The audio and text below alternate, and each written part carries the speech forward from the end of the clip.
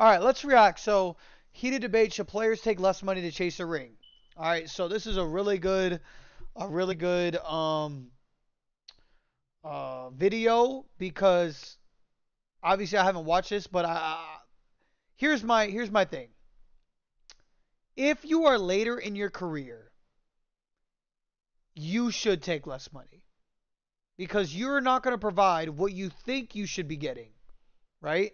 I understand we all want to get paid for what we did, but unfortunately, we're everything you need to perform. And that's what you get paid to do. You get paid to perform, right? We don't pay you because you performed. We paid you to perform. So when you get older, there's a lot of times where you get paid and you don't perform, okay?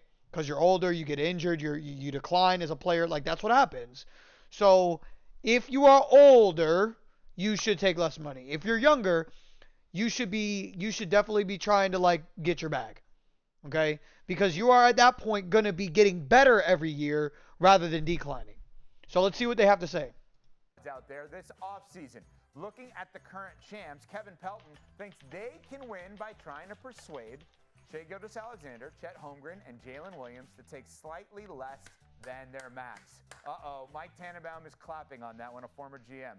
David, Perk, Mike T, based on this conversation, obviously, this leads us to a bigger one. Should players take less? Mike, we'll start with you for rings. Well, first of all, I'm really glad that Perk is remote here because I know he's not going to agree with me, and I don't want to be attacked the way he did with that official. But look, we competed against Tom Brady for so many years, as you well know, Evan. And what was so frustrating was Tom Brady was an all-time great player and an all-time great teammate because he took less money. That put all the other teams at a competitive disadvantage. And when you're Tom Brady and you're as iconic as he is with all those titles, you're going to make so much money off the field, which he's proving each and every day, guys. What a massive platform he has rightly earned. So if I am OKC and I can keep this incredible sort of like 2-3 guys together, this core nucleus for a number of years, that's going to give you a sustainable competitive advantage that long term you should be able to make up because you're going to have this platform much the way Tom Brady did. Tom Brady was already took less. Like Tom Brady took less by a salary cap, by caps. That's when players are already taking less. LeBron James at $52 million is already taking less money than he is worth. LeBron James is worth $150 million, $200 million, whatever, $1 billion to that Lakers franchise. I don't believe in the system. I don't agree. LeBron James isn't worth that because I understand that the idea, right, is that you're paying. It depends on what you're doing. Like, are you paying him to bring fans to the stadium, or are you paying him to help you win a championship? There's two different values there. It's the bringing the fans to the stadium, or it's the performance on the court, right? Right now, LeBron James is more about bringing fans to the stadium than he is about bringing, performance to the court. And so, like, in this case, like, LeBron James isn't worth $1 billion. You know what I mean? If we're going based off the contract, he's only worth, he's worth less, to be honest, because since he's been there, he's only won one championship, and they've only been to the Western Conference Finals twice. So his performance is not worth $1 billion. So I don't agree with that. And which billionaires determine that we're going to cap how much money you make, and then they're going to ask you to take less in order for them to succeed. They're the ones with the money. That's why I support when LeBron James says, I'm not taking less money no matter what, because this is a system that you have created as billionaires to save yourselves money. So don't come to me then asking me to give you even more money when I'm already worth $500,000, $1 billion, and I'm sitting there making a measly $50 million. It's just not fair to the players. Perk? Well, I wouldn't call it a measly $50 million. I was about to say. It's a measly $50 compared to what those owners are making. $1 billion, it is measly in comparison. I understand, but here's the thing. I would never tell the players to take less money to go chase rings, ever in life. I get it as fans. We watch the game, and as fans, we want to see teams and superstars go and try to win titles. But this is a job for these guys. And the job is to win championships. not to just show up, hoop for 2 hours, and go home. The job is to win the game that you go get paid to play, not show up and score 10 points, 2 rebounds, 0 assists, and go home. Your job is to perform, win games, and ultimately win the championship.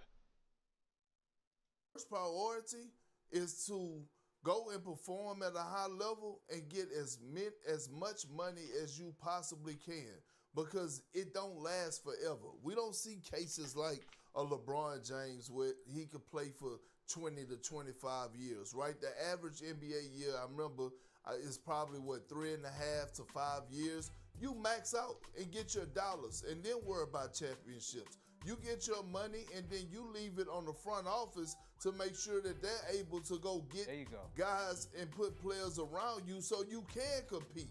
But you don't leave no. I disagree, because a lot of players don't live up to what they're getting paid. A lot of players don't live up to being that great as what they were potentially set to do. Okay?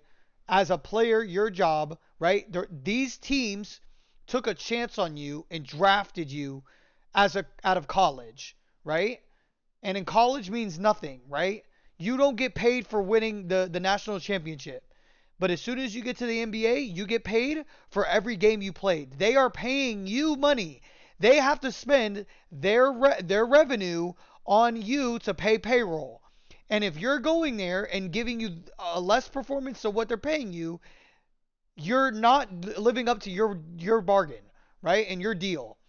So, yes, players should be trying to win championships as soon as they step foot into the league, which then will earn them money. Remember, you get paid for what you can do, not what you did.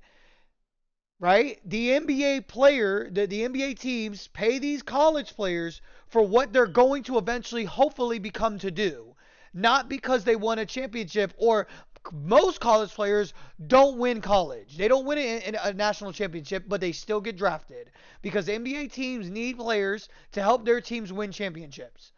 So let's switch that narrative around. Nothing on the table. This is what you worked hard for your entire life.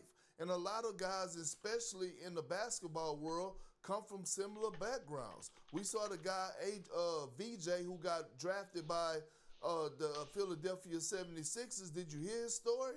He said his mom and him. Just a reminder, Kendrick Perkins won 1 championship with the Boston Celtics, who had Paul Pierce, Kevin Garnett, Ray Allen, and Rajon Rondo. And he's telling players to take the money. So think about who you're listening to when we start talking about sports and what you should be doing. And I have nothing against Kendrick Perkins, but at the end of the day, the job should be to win championships, right? And if you win championships and help teams win championships, you will get paid, right? You don't get promotions because you did the bare minimum, right? You get promotions because you helped build a culture. You helped change, the energy around teams. You performed very well. You performed above expectations, right? So just remember who you're listening to. Him and his siblings lived on a generator for 7 years. I would never tell that man to take less money to go chase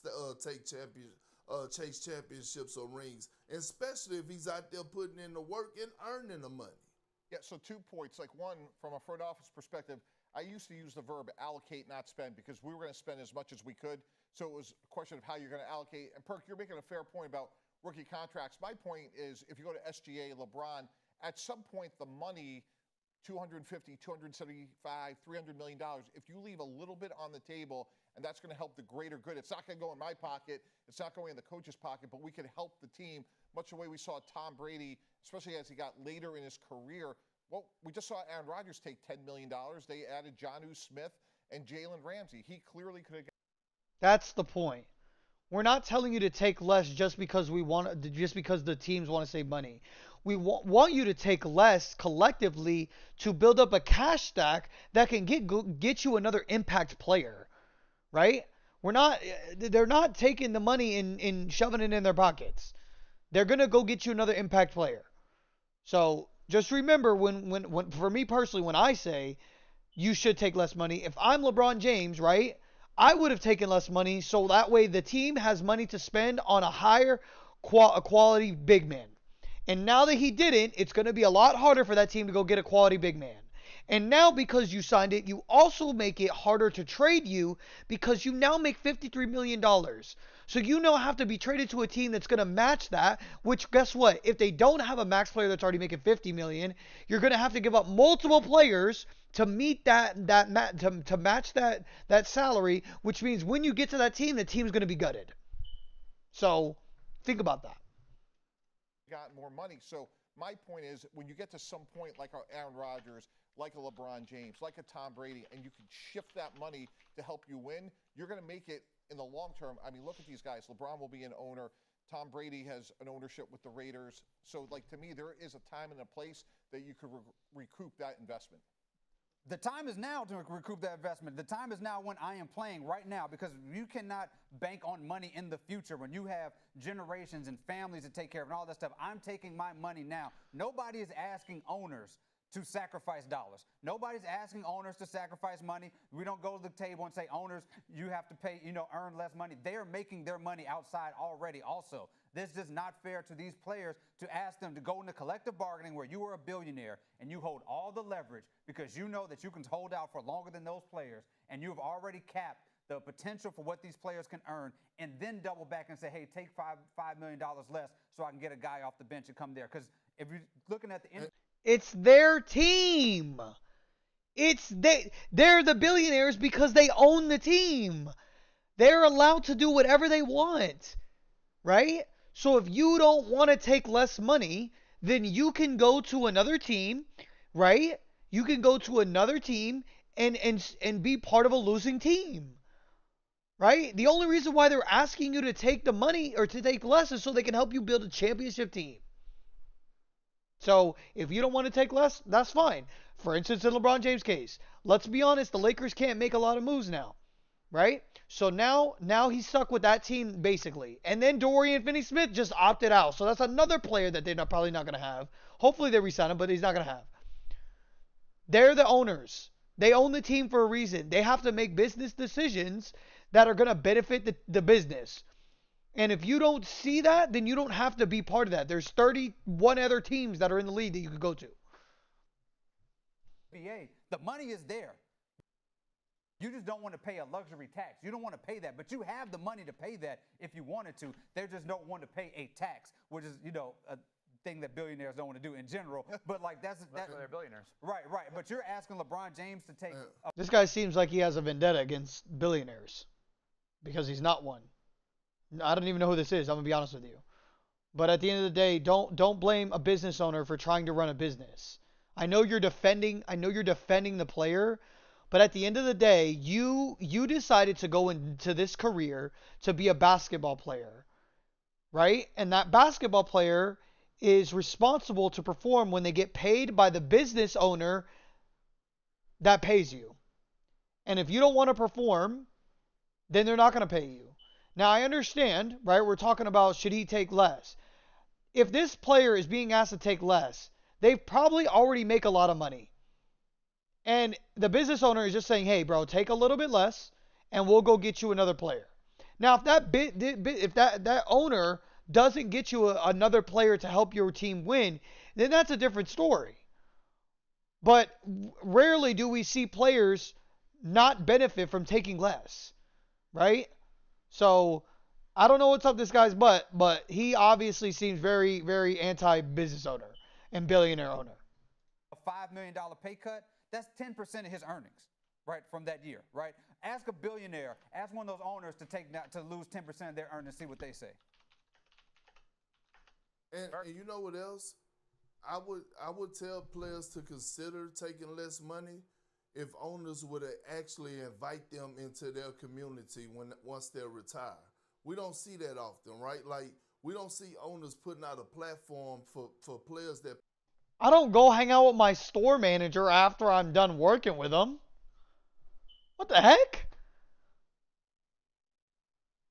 played in their organizations, and especially superstar players, to come and invest in some of the things that they invested in to get to that point. So if they did have that door open for players, then yeah, if I'm a superstar, yes, I do take less money. If you're saying, hey, you know what, you're my guy. I mean, that does help. I will agree. If you get to know your business owner and your business owner is about trying to win championships and making the team better, that's a different story. I give you that. But I mean, for the most part, like, you don't hang out with your bosses. Like, you don't. It's not a thing, unless it's something that you're trying to level up in that aspect, right? But at the end of the day, most people want to go home, spend time with their family, and then relax. You know what I mean? Show you how to make some of these billions that I just made, but they don't do that. So no, if I'm a player, I'm not taking less. I think it's only one logical way for a player to take less, and that is when the player is doing it with other players and they are handing their contracts to ownership in the NBA. That if Shea, Jalen Williams, and Chet Holmgren decide, here's how we're going to do this because we know the max value, we're smart, we talk to our agents, and we're saying to the owners and governors, here's what it is. We're doing this for each other. We're not doing this for you. We're doing this because we know where this money is going. You mentioned Brady. Brady famously took less thinking he was going to do it for Wes Welker. Wes Welker signed with the Broncos. To the NFL we go. Max Crosby of the Raiders attending the annual...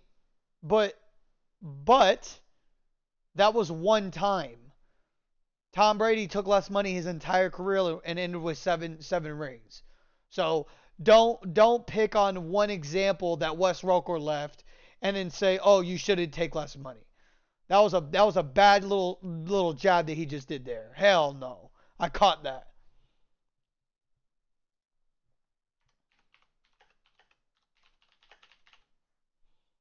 Sack Summit. All right. With that being said, hey, I know there's